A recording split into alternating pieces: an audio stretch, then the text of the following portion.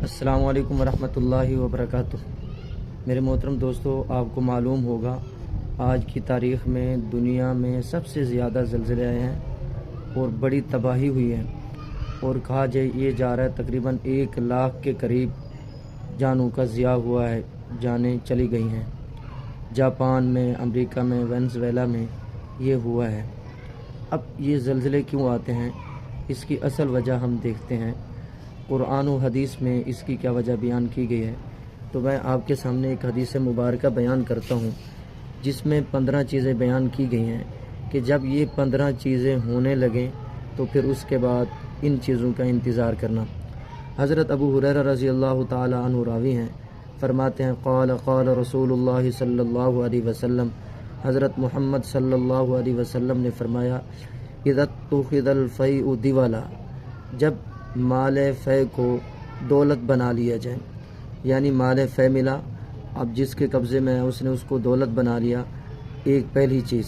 Number 2 والامانۃ مغنما، اور امانت کو غنیمت سمجھا جانے لگے، یعنی جس طریقے سے غنیمت کا مال ہوتا ہے اس کا استعمال اسی طرح امانت میں بھی اسی طرح تصرف کیا جانے لگے۔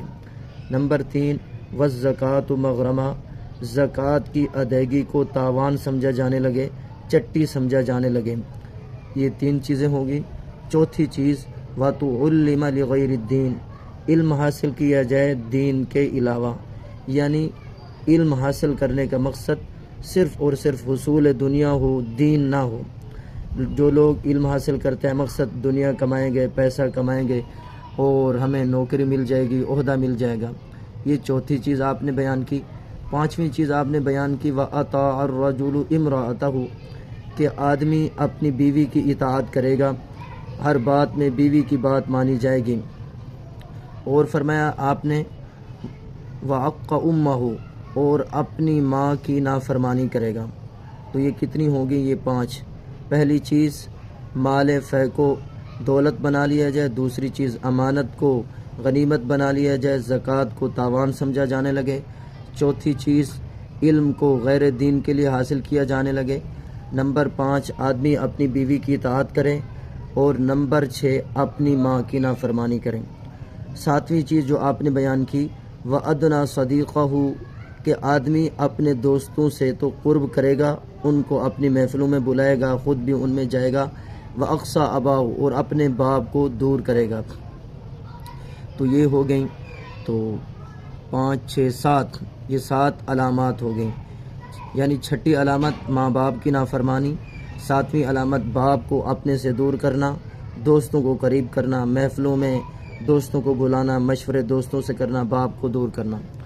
اور 8ویں جو علامت آپ نے بیان کی، آپ نے فرمایا وَظَهَرَتِ الْأَصْوَاتُ فِي الْمَسَاجِدِ، مساجد میں آوازیں بلند ہونے لگیں، اس طرح حالات ہو جائیں کہ مسجدوں کے آداب کو بھی ملحوظ نہ رکھا جائے۔ اور 9ویں چیز آپ نے بیان کی وَسَادَ الْقَبِيلَةَ فَاسِقُهُمْ، قبیلوں کے سردار جو ہے وہ فاسق لوگ بن جائیں، فاسق لوگ، فاسق فاجر قبیلوں کے سردار، رذیل لوگ قبیلوں کے سردار بن جائیں۔ 10ویں چیز وَكَانَ زَعِيمُ الْقَوْمِ أَرْذَلُهُمْ، قوم کا سربراہ ان میں سب سے گھٹیا ترین، رذیل ترین آدمی ہو۔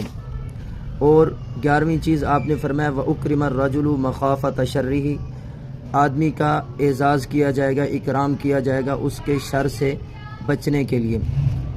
12ویں چیز آپ نے بیان فرمائی وَظَهَرَتِ الْقَيْنَاتُ وَالْمَعَازِفُ، اور قینات گانا گانے والی خواتین اور ڈھول آلات کے سرنگی ہے، یہ چیزیں بجانے والی ان کی کثرت ہو جائے گی۔ اور وَشُرِبَتِ الْخُمُورُ، عمومی طور پر شراب پیے جانے لگیں۔ اور فرمایا آخری چیز وَلَعَنَ آخِرُ هَذِهِ الْأُمَّةِ أَوَّلَهَا، اس امت کے آخری لوگ پہلے لوگوں پر لعنت کرنا شروع کر دیں۔ جیسا کہ اللہ معاف کرے آج کل فضا بن چکی ہے، لوگ تبرے کرتے ہیں سلف صالحین پر، صحابہ کرام پر، تابعین، تبع تابعین پر، اپنے آپ کو ان سے معاذ اللہ اچھا سمجھتے ہیں اور ان کے بزرگوں کے، اولیاء کے متعلق نازیبہ کلمات استعمال کرتے ہیں۔ تو فرمایا کہ جب یہ چیزیں پائی جائیں فَارْتَقِبُوا عِنْدَ ذَلِكَ، تو آپ نے فرمایا اس وقت تم انتظار کرنا ریحًا حمراء، سرخ آندھیوں کا، سرخ آندھیاں آئیں گی آگے فرمایا وزلزلتن زلزلے آئیں گے، وخسفن اور لوگ زمین میں دھنس جائیں گے، ومسخن اور شکلیں مسخ ہو جائیں گی، شکلیں تبدیل ہو جائیں گی، اور فرمایا وقذفن آسمان سے پتھروں کی بارش ہوگی، پتھر برسیں گے، وآیات تتابع اور بھی بہت ساری آفتیں اور مصیبتیں آئیں گی۔ آپ نے مثال سے فرمایا کنظام قطع سلکو، جیسے ہار کے اس کی لڑی ٹوٹ جائے تو مسلسل پہ در پہ اس کے دانے گرتے ہیں، اس کے موتی گرتے ہیں، فرمایا ایسے ہی مصیبتیں آئیں گی، آفتیں آئیں گی، اور یہ سب انسانوں کے اپنے برے اعمال اور کرتوتوں کی یہ نتیجہ ہوگا۔ اس لیے میرے محترم دوستو، ہمیں اللہ کی ذات کی طرف متوجہ ہونا چاہیے، اپنے گناہوں پر گڑ گڑانا چاہیے۔ آسمان سے جی آفتیں آ رہی ہیں، زمین سے آفتیں آ رہی ہیں، سیلاب آ رہے ہیں، منٹوں سیکنڈوں میں بستیاں ملیا میٹ ہو رہی ہیں، اور اسی طریقے سے عمارتیں گر رہی ہیں، اور ایک ہی لحظہ میں ایک ہی پورا کا پورا شہر فنا ہو گیا، ختم ہو گیا۔ اس لیے سب سے بڑی قدرت اللہ کی قدرت ہے۔ اللہ کی ذات کے قائل ہو جاؤ۔ دنیا میں جو کچھ ہو رہا ہے یہ سب اللہ کے قدرت اور اختیار سے ہو رہا ہے۔ اللہ یہ چاہتے ہیں، علامتیں دکھاتے ہیں تاکہ میرے بندے میری ذات کی طرف رجوع کریں۔ ہمیں اللہ کی طرف رجوع کرنا چاہیے۔ اللہ ہی ہمارا خالق ہے، اللہ ہی ہمارا مالک ہے، اللہ ہی ہمارا رازق ہے۔ اس دنیا کو بنانے والا اور اس دنیا کے پورے نظام کو چلانے والا اللہ ہی ہے۔ آج ایک گھر بغیر چلانے والے کے نہیں چل سکتا، ایک فیکٹری بغیر مالک کے نہیں بن سکتی، نہیں چل سکتی، تو یہ پوری کائنات بغیر چلانے والے کے کیسے چل رہی ہے؟ لہٰذا تسلیم کرنا پڑے گا، اس کائنات کو چلانے والی ذات موجود ہے، اور وہ ذات اللہ کی ذات ہے۔ اللہ مطلق ہے، یکتا ہے، اپنے اختیارات میں وہ کسی کا محتاج نہیں ہے، وہ جو چاہتا ہے کر دیتا ہے، اس کا امر کن ہوتا ہے تو وہ چیز فوراً وجود میں آ جاتی ہے۔ اس لیے ہمیں اسی اللہ ہی کی ذات کا قائل ہونا ہوگا، اسی کے سامنے اپنے سر کو جھکانا ہوگا۔ اے اللہ، ہم تیری ہی عبادت کرتے ہیں، تو یا اللہ تجھ ہی سے اپنی حاجتیں مانگتے ہیں، تو ہی ہمارا خالق ہے، تو ہی ہمارا مالک ہے، تو ہی ہمارا ماوا ہے، تو ہی ہمارا ملجا ہے۔ کائنات کا ذرہ ذرہ، کائنات کا پتا پتا اللہ تیرے قدرت اور اختیار میں ہے، کوئی چیز اللہ کی قدرت اور اختیار سے باہر نہیں ہے۔ اس لیے اللہ کی ذات کی طرف متوجہ ہونا چاہیے، نوافل ادا کریں، صدقات اللہ کے راستے میں دیں، اور توبہ کریں، صلاۃ التوبہ پڑھیں۔ اے اللہ، یہ جو آفتیں آ رہی ہیں، یہ مصیبتیں جو آ رہی ہیں، یہ ہمارے ہی برے اعمال کی یا اللہ بدولت آ رہی ہیں۔ اے اللہ، ہمیں معاف فرما دے، ہمیں معاف فرما یا اللہ، ہمیں ان مصیبتوں سے، ان آفتوں سے یا اللہ بچا لے یا اللہ، ان چیزوں سے ہمیں بچا۔ تو یہ وقت ہے اللہ کی ذات کی طرف متوجہ ہونے کا، گڑ گڑانے کا۔ اللہ یہ چیزیں دکھاتے ہیں تاکہ بندے اللہ کی ذات کی طرف رجوع کریں۔ سورج گرہن ہے، چاند گرہن ہے، یہ اللہ کی نشانیوں میں سے ہیں۔ یخوف اللہ بہ عبادہ، اللہ ان کے ذریعے اپنے بندوں کو ڈرانا چاہتے ہیں۔ اے میرے بندے، اللہ کی ذات کی طرف متوجہ ہو جاؤ، توبہ کر لو۔ آج وقت ہے توبہ کرنے کا، لیکن آخرت میں تو سارے توبہ کریں گے، یہ جتنے کافر ہیں سب توبہ کر لیں گے۔ اے اللہ، اب ہم معافی مانگتے ہیں، ہمیں یقین ہو گیا، ہمیں مہلت دے دیجئے۔ فرمایا کہ نہیں، اب مہلت نہیں ملے گی، مہلت کا وقت دنیا ہے، اس لیے اللہ کو راضی کرو، اللہ کے سامنے جی گڑ گڑاؤ، جھکو، اپنی حاجتیں منتیں اسی سے مانگو، غیر اللہ کے سامنے مت جھکو۔ نظر ہو تو اللہ کی ہو، نیاز ہو تو اللہ کی ہو، اللہ کے علاوہ غیر اللہ کی نظر، اللہ کے علاوہ غیر اللہ کی نیاز جائز نہیں ہے۔ نظر و نیاز عبادت ہے، اور عبادت صرف اور صرف اللہ کی جاتی ہے، اللہ کے علاوہ کسی اور کی عبادت جائز نہیں۔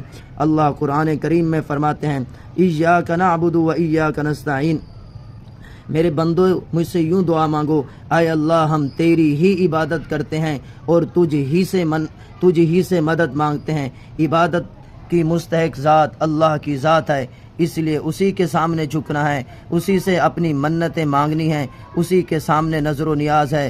غیر اللہ کے لیے منتیں، غیر اللہ کے لیے نظر و نیاز جائز نہیں۔